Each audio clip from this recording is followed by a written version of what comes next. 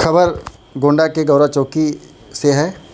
कांग्रेस द्वारा चलाई जा रही संविधान बचाओ सम्मेलन का आयोजन गौरा चौकी में स्थित चार कोल मैरिज हॉल में मुख्य अतिथि पूर्व विधायक एवं जिला अध्यक्ष कांग्रेस गोंडा राम प्रताप सिंह के नेतृत्व में पार्टी के पदाधिकारी एवं कार्यकर्ताओं के बीच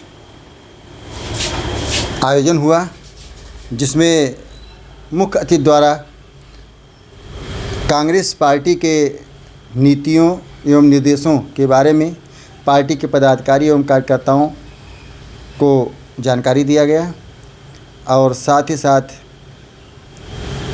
पूर्व विधायक एवं जिला अध्यक्ष गोंडा ने सभी कार्यकर्ताओं से अपील किया कि आने वाले चुनाव में सभी जितने भी पदाधिकारी हैं तन मन से लग करके बूथ कार्यकर्ताओं को जोड़कर मजबूत करें। इस समय पूरे देश में कांग्रेस पार्टी का कार्यक्रम चल रहा है, संगठन सृजन अभियान। ये संगठन सृजन अभियान जो है ये हम जिले से लेकर के बूथ स्तर तक पार्टी को मजबूती प्रदान करने के लिए अपने कार्यकर्ताओं से, अपने सहयोगियों से मिल करके उनसे बात करके संगठन को मजबूती प्रदान करने में लगे हुए हैं। साथ ही साथ देश में केंद्र में बैठी हुई सरकार और प्रदेश में बैठी हुई भाजपा की सरकार, जिनके कार्यों के कारण आज पूरा देश तबाह हो रहा है, पूरा प्रदेश जल रहा है। फर्जी विकास का ढिढोरा पीटा जा रहा है, फर्जी उपलब्धि गिनाई जा रही है। बड़े बड़े सरकारी आयोजन करके सरकार अपनी पीठ थपथपाने का काम कर रही है। निश्चितता इससे परे आज चाहे शिक्षा जगत हो, शिक्षा का जो व्यवसायीकरण बढ़ता जा रहा है और सरकार शिक्षा के प्रति संवेदनहीन होती जा रही है, उसी का परिणाम है आज शिक्षा विभाग में बहुत सारे पद खाली रहते हुए भी सरकार भरने का काम नहीं कर पा रही। सरकार चाहती है कि इसे हम ठेके पर अध्यापक रख के पढ़वाने का काम करें। स्वास्थ्य के मामले में कहने को तो सरकार पीठ थपथपा रही कि हमने बहुत सारे मेडिकल कॉलेज खोल दिया। आपके गोंडा में मेडिकल कॉलेज बन गया। उपलब्धता क्या है वहां पर? कोई इलाज की व्यवस्था नहीं, कोई मशीनें नहीं, मशीनें कोई आ गई तो ऑपरेटर नहीं, डॉक्टरों का अभाव है, दवाओं का अभाव है और जनता प्राइवेट हॉस्पिटल में मजबूर होकर के अपना सारा सब कुछ काम लगाकर उनका इलाज कराने के लिए मजबूर है। भ्रष्टाचार का आलम यह है कि गांव गरीब किसान, झोपड़ियों में रहने वाला इंसान तो बहुत ही पीड़ित है। आज चाहे थाना हो, चाहे ब्लॉक हो, चाहे तहसील हो, चाहे जिला हो, खुलेआम वो लुट रहा है, खुलेआम लुट रहा है। न्याय नाम की कोई चीज दिखाई नहीं पड़ रही है। सत्ता में बैठे हुए सत्ता के विधायक अहंकार में चूर है, उन्हें लगता है दरहो मास हरियाणी ऐसे बनी रहेगी, लेकिन वो भूल रहे हैं उनका जो पाप बढ़ रहा है, पापाचार बढ़ रहा है, आने वाले समय में परछाई की तरह उनके पीछे दौड़ेगी, उनके सारे पापों का भंडाचार होगा, भंडाफोड़ होगा। लोग अपने पापों के कारण ही कष्ट होंगे। ऐसा भ्रष्टाचार तो मैंने अपने राजनीतिक जीवन में किसी भी तरह की सरकार नहीं हो, किसी भी पार्टी में रहा हो, कभी मैंने नहीं देखा। उदाहरण के लिए आपका एक ब्लॉक है, यही ओम प्रकाश सिंह जी ब्लॉक पर हुआ करते थे, दरबार पूरा रहता था सुबह से लेकर रात 10 बजे तक।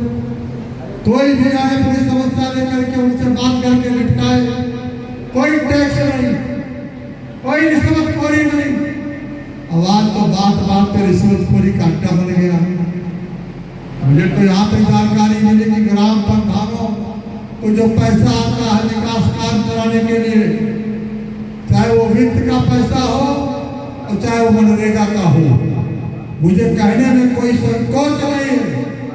जो ग्राम प्रधानों ने मुझसे बताया है कि उनको भी उसी परसेंटेज देना पड़ रहा है।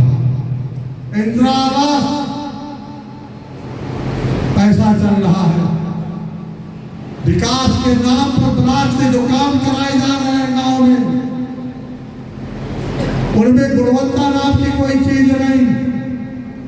जहां लाल ईंटों का प्रयोग हो रहा है उससे पीली ईंटों को लगा करके खड़ंजा लगाने का काम, नाली बनाने का काम किया जा रहा है। इतना बड़ा भ्रष्टाचार आपके यहीं पर। सारे कोटेदारों से टैक्स लिया जा रहा है हर महीने, पुलिस चौकियों थानों से पैसा लिया जा रहा है। आज कोई दरखास्त लेकर थाने में जाता है चौकी में तो बिना पैसे के उसकी बात को सुन ही नहीं जाती। एक जमाना था कि यहाँ पर हम लोग जब मजबूत हुआ करते थे तो इस प्रकार का खुलेआम रिश्वत भ्रष्टाचार नहीं दिखाई पड़ता था। मैं बताऊं आपको, मुझसे एक मीडिया के बंधु मिले, अपने ही क्षेत्र के, उनका निजी प्रकरण था, उनके साथ अन्याय हो रहा और न्याय की बहाल करने गए तो उल्टा उन्हीं को मुल्ले बना दिया कि बड़े मीडिया के पत्रकार बनते हो, हम तुम्हें देख लेंगे। समाज को आईना दिखाने का काम यही मीडिया है। अगर मीडिया अपने दायित्व का सही ढंग से प्रयोग करे, उपयोग करे, तो ये सरकार क्या बड़ी बड़ी सरकारें उतर जाएंगी, उनकी चूल्हे हिल जाएंगी। दुर्भाग्य है कि देश के बड़े बड़े media, print media, electronic media, Modi media बन चुके हैं। आज वो भी सरकार के अंधभक्ति में लगे हुए हैं, 24 घंटे उनका गुणगान गाने का काम कर रहे हैं। तो ये सोशल मीडिया है जो गांव में पैदा हुआ है, आज यही लोकतंत्र को जिंदा रखे हुए हैं। मुझे कहने में कहीं का कोई संकोच नहीं है। छोटी मोटी खबरें हो या बड़ी खबरें हो, यही सोशल मीडिया उसे उजागर करने का काम कर रहा है। कांग्रेस पार्टी ने पीड़ा उठाया है कि हम चाहे केंद्र की सरकार हो चाहे प्रदेश की सरकार हो, हम इनके हर गलत कार्यों का खुलेआम विरोध करेंगे। आवाज विधानसभा से लेकर के लोकसभा के सदन तक कांग्रेस पार्टी के नेताओं के अलावा कोई दल सरकार के खिलाफ बोलने का हिम्मत नहीं जुटा पड़ा। कांग्रेस पार्टी के नेता लीडर होकर के तो सरकार को उतोड़ उत्तर देने का काम कर रहे हैं। अभी हमारे पूर्व वक्ताओं ने बताया भारतीय संविधान को जिस तरीके से संशोधन करके एक अधिकार कायम करना चाहते हैं, 2024 के लोकसभा चुनाव परिणाम में विशेष रूप से उत्तर प्रदेश में जो झटका दिया भारतीय जनता पार्टी को, जिसके कारण से उन्हें बैसाखी का सहारा लेकर सरकार बनाना पड़ा। इसीलिए संशोधन रुका। लेकिन आज देश में प्रदेश में जिस प्रकार का संविधान की धज्जियां उड़ाई जा रही है, जितनी भी संवैधानिक संस्थाएं हैं, चाहे वो चुनाव आयोग ही क्यों ना हो, ईडी हो, सीबीआई हो, एनआईए हो, सबका खुलेआम दुरुपयोग किया जा रहा है। विरोध पक्ष का कोई व्यक्ति अगर सही बात नहीं करता है तो उसके ऊपर फर्जी मुकदमे लगा करके उसे जेल भिजवाने का काम, सजा दिलवाने का काम करते हैं कि आपने हेट स्पीच किया। भारतीय जनता पार्टी के लोग खुलेआम रोजाना हेट स्पीच करते हैं, उनके खिलाफ कोई कार्रवाई नहीं होती। ये सरकार खुलेआम देश में अराजकता फैलाने का काम कर रही है। अभी कल की घटना है जो बाबा का बाजार मेला लगा करता था हर साल, इस बार सरकार ने रोक लगा दिया, मेला नहीं लगाने दिया। कल अभी राजा सुहेलदेव का प्रतिमा का अनावरण करने माननीय मुख्यमंत्री जी गए थे।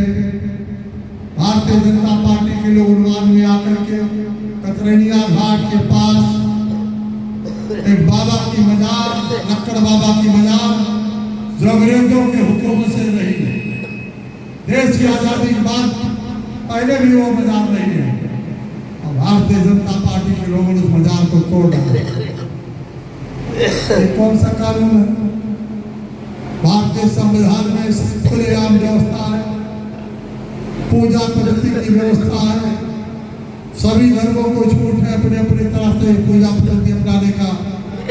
लेकिन ये सरकार जो है, इसके पास विकास के नाम पर कहने को कुछ नहीं है, शिक्षा के नाम पर कुछ नहीं, स्वास्थ्य के नाम पर कुछ नहीं। ये सरकार केवल फूट डालो, राज करो देश को, कहीं हिंदू मुस्लिम के आधार में, कहीं हिंदुओं में भी जातिवाद पैदा करके अगले पिछड़े का, उसके आधार पर इस सत्ता में इनके बने रहना चाहती है। हम लोग संगठन अभियान के तहत, संगठन सिंचन अभियान के तहत हम गांव में जा रहे हैं। तो अभी हमने गोंडा जनपद में तय किया कि सभी विधानसभा क्षेत्रों में चिलचिलाती धूप में भी हम कार्यक्रम करेंगे और भारतीय संविधान को बचाने के लिए लोगों से अपील करेंगे, विशेष रूप से कांग्रेस के कार्यकर्ताओं से, कि आप लोग पूरी निष्ठा ईमानदारी के साथ, अंग्रेजों को झेला है हमारे पूर्वों ने, तो काले अंग्रेज जो भाजपाई हैं, इनके जुर्म को भी झेलनी है। आने वाला समय हमारा होगा, डरने की जरूरत नहीं है, हिम्मत हारने की जरूरत नहीं है। अपने संगठन को मजबूत करिए, बूथ स्तर की कमेटी को मजबूत करिए। 2027 का चुनाव आपका होगा, भले ही मिली जुली सरकार बने, लेकिन कांग्रेस के बिना कोई सरकार नहीं बनेगी। ये विश्वास बना के जाइए, ये विश्वास बना के जाइए। बिना कांग्रेस की किसी पार्टी की सरकार नहीं बनने वाली। आने वाली 2027 आपके लिए बहुत अच्छा रहने वाला है, इसलिए मेहनत करने की आवश्यकता है। आज ये जो कार्यक्रम आपका सबका हुआ, समय कम है, गर्मी का माहौल है, कहीं बैठने का स्थान नहीं मिल रहा है। खुलेआम कल हम मेहनौर में जनसभा कर रहे थे, बड़ी मुश्किल से 2 घंटे जनसभा हो पाई, लोग उठ के भाग गए। यहाँ तो फिर भी चादर है, पंखे की, एसी की, तमाम सुविधाओं के बाद भी पति नहीं गिर, लेकिन कार्यक्रम भूलना नहीं चाहिए। राहुल गांधी जी ने तो विभिन्न मौसमों में चलकर कन्याकुमारी से लेकर के और काश्मीर तक श्रीनगर की यात्रा की थी, पैदल यात्रा। हम सब उन्हीं के कार्यकर्ता है, हम लोग भी संघर्ष से घबराए नहीं। आने वाले समय में कांग्रेस के लोग सभी गांव में जाएंगे और बूथ कमेटी का निर्माण करेंगे। आज सभी कार्यकर्ताओं से मेरा व्यक्तिगत अनुरोध है कि बढ़िया बढ़िया लोग और सभी जाति वर्ग के लोगों को उस कमेटी में शामिल कराइएगा। जितनी मजबूत कमेटी आपकी होगी, जितने बढ़िया संगठन